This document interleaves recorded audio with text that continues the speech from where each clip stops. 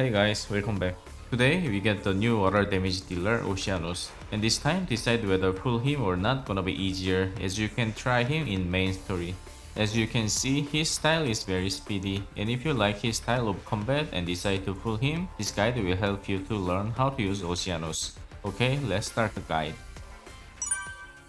Similar to Tyr, Oceanus used traces and additional resources, tributary ghost. Let's just call it a ghost.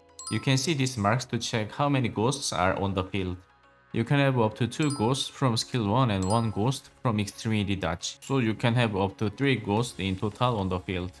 This ghost will last 6 seconds on field. You can reset the duration by normal attack, skill 1 and skill 2. Let's check the normal attack first. Normal attack consists of 6 animation, and when the ghost is on the field, the third animation of normal attack will trigger the Riptide effect, which will reset the duration of ghost and let the ghost do the dash attack. So if you can keep trigger the Riptide effect, the ghost can last as long as you want. You can cancel the animation on third move and trigger Riptide effect more frequently.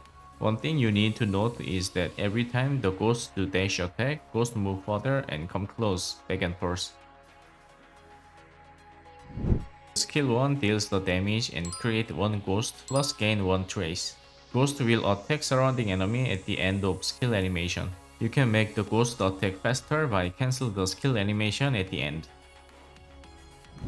Skill 1 is the main source of gaining ghost and trace. Also it resets the duration of ghost and the cooldown of skill is also short, so use it whenever it's ready.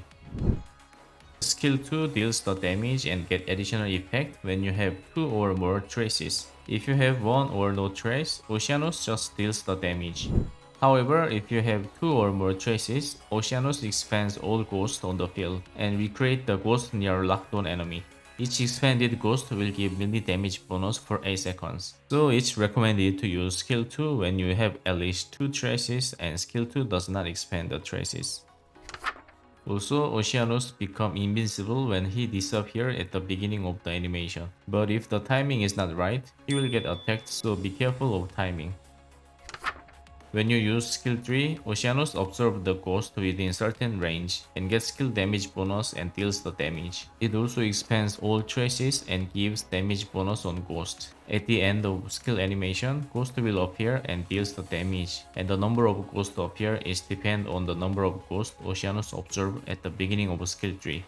Also, if you cancel the animation too fast, you cannot get the additional attack from Ghost, so only cancel the skill animation at the end when Oceanus do the thrust attack.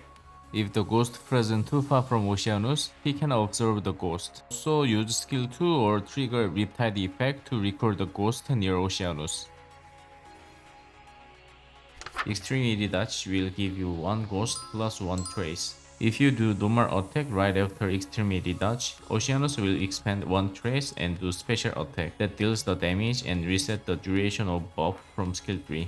It also increases the armor pierce of Oceanus. Extremity dodge is important for Oceanus as getting 3 ghosts can only be possible with extremity dodge. Ultimate skill deals the damage and increase the water and melee damage based on the number of ghosts on the field.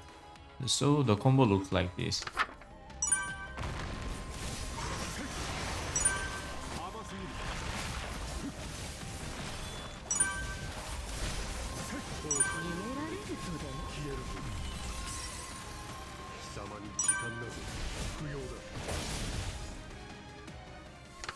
You can mix ultimate skill before skill 3.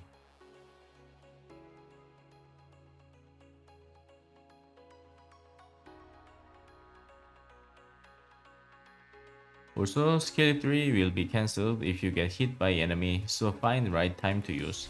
If enemy move far away after skill 2, use normal attack to call the ghost near enemy, then use skill 3.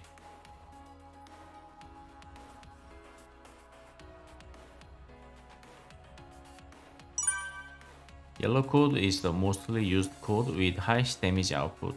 It reduces the range of absorption of ghost for skill 3, but gives the higher damage buff.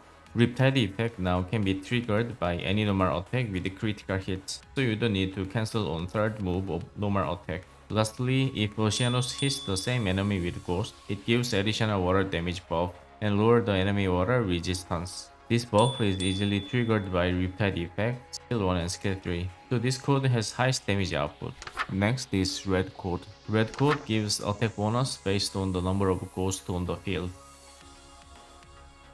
And skill 2 can trigger additional effect without trace. Buff on skill 3 is extended for 4 seconds, so it might be easier to use, but also the damage output will be lower than Yellow Code. Blue Code is concentrated on dodge. It gives additional damage bonus on dodge. And Oceanus will swap the position with farthest ghost from him on dodge. This code also has lower damage output, so you will mainly use Yellow Code.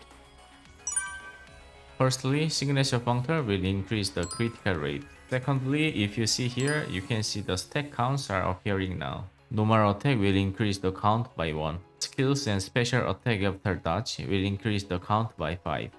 The stack count can go up to 20, and when it reaches 20, temporary ghosts appear and attacks the enemy. The counts cannot go up while the ghost is attacking the enemy, and the damage of ghost is increased by each stack count expanded. If the stack count is interrupted and the time bar runs out, it also triggers the temporary ghost to appear and attack, but with less stack count, so the total damage will be lower. This additional damage is quite huge, and damage output is not comparable with the other Genjon Functor. So it's highly recommended to get the Signature Functor if you want to use Oceanus as your main dealer.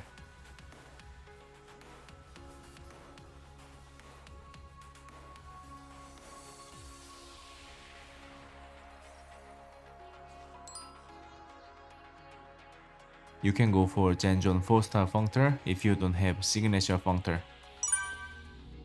Water damage sigil with this new trace sigil is recommended. This new trace sigil has very good effect compared to old trace sigil, so you can change the old trace sigil with this new one for other trace units. For enchant, go for the dealer options such as attack, critical rate and damage, water damage, ultimate charge, and skill damage, and etc.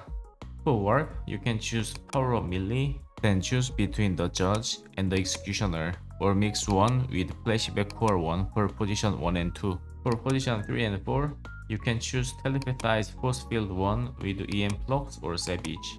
For position 5 and 6, you can concentrate on skill 3 with the evolution particle 3 with telekinesis spectre 3, or mix it with kinetic mode. You are recommended to team up with Enlil for ultimate skill chain since their ultimate skill chain provide a very useful effect. For salt slot, S-rank Leviathan is a good choice, but you can put any supporter or dealer instead. On the other hand, you can also put Oceanus into Hades team as their ultimate skill chain will give the similar benefits to Oceanus. So what do you think about Oceanus? I think he is a very flashy and speedy unit to play. With Signature Functor, his damage output is also great, so he'll be a good dealer for those who like flashy and speedy character style. Well, I hope this guide has been helpful. Thank you so much for watching and see you in the next one. Bye guys.